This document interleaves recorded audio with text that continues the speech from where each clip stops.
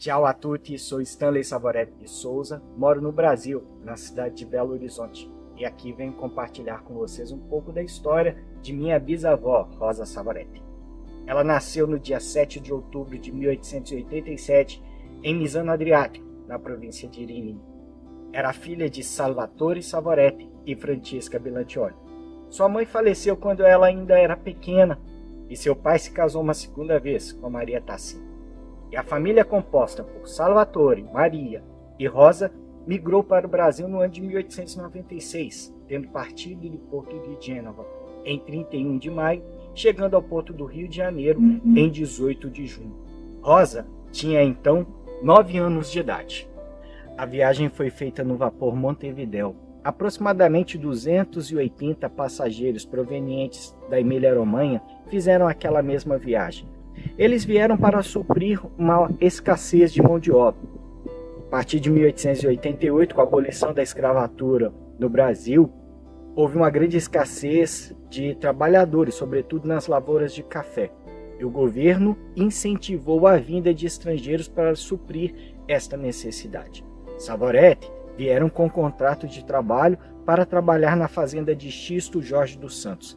A viagem ela se encerrava no porto do Rio de Janeiro e dali de trem eles eram direcionados para a hospedaria Horta Barbosa, na cidade de Juiz de Fora, em Minas Gerais.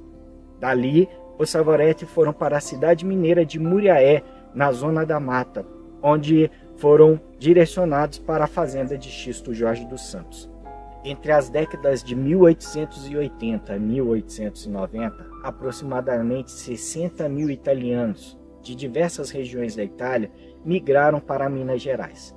Contudo, os trabalhos árduos nas lavouras, somados com as diferenças climáticas e culturais, fizeram com que muitos desses imigrantes voltassem à Itália ou buscassem melhores condições de vida em outras regiões do Brasil. Savoretti permaneceram em Minas, onde deixaram descendência. Segundo contam as histórias na família, Salvatore Savoretti era um homem alto, muito trabalhador. Trabalhou arduamente para sustentar a família. Ele nunca possuiu terra, sempre trabalhou para terceiros. Interessante é que uma das promessas feitas pelos agenciadores, aqueles que se dispusessem a migrar para o Brasil, era de que aqui eles teriam os seus castelos, coisa que não aconteceu com Salvatore e sua família.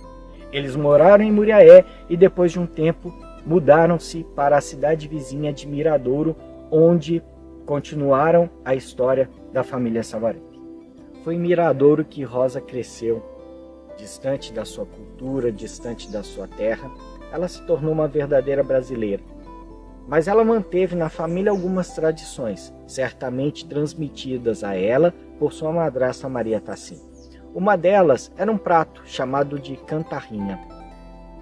Parece que é uma variação da conhecida piadina romagnola, que se diferencia do prato original, sobretudo pela sua consistência semelhante a um crepe.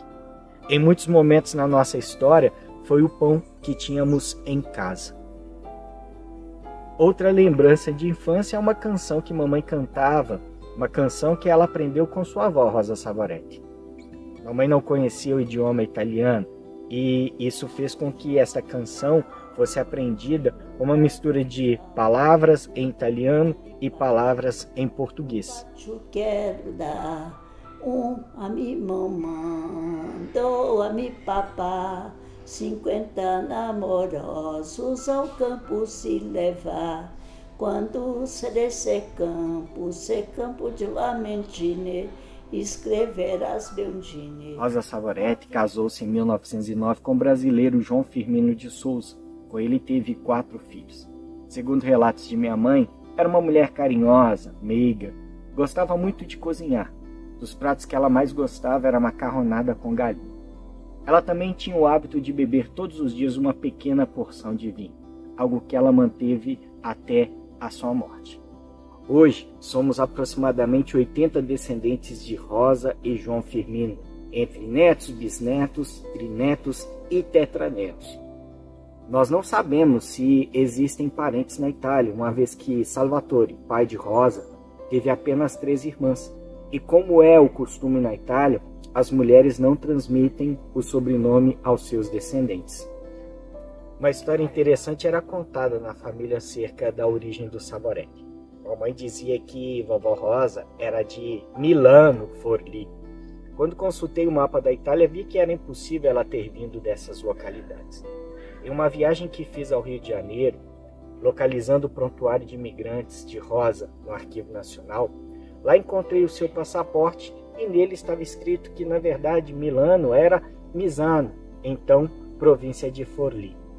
Com base nessa informação, obtive no Comune de Misano Adriático certidões da família que trouxeram informações adicionais sobre a origem de Rosa e de seus pais. Finalmente, em 2017, pude conhecer a terra dos meus antepassados italianos. Foi um momento muito feliz para mim conhecer Misano Adriático. Apesar de estar em uma terra distante, longe do meu país, eu não me sentia um estrangeiro. Parte de mim se sentia em casa.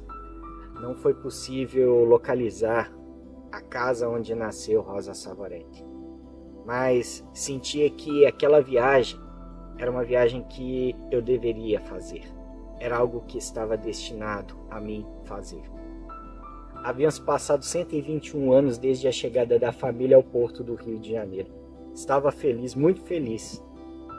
Dia 19 de abril de 2017 foi uma data marcante porque pela primeira vez pisei em Misano Adriático. Naquele ato, parte de mim havia retornado à sua terra de origem. Durante todo aquele trajeto, levei comigo uma foto de vovó Rosa. Ainda que simbólico, era algo que era necessário ser feito. Naquele momento, Rosa Savoretti havia retornado à sua terra natal.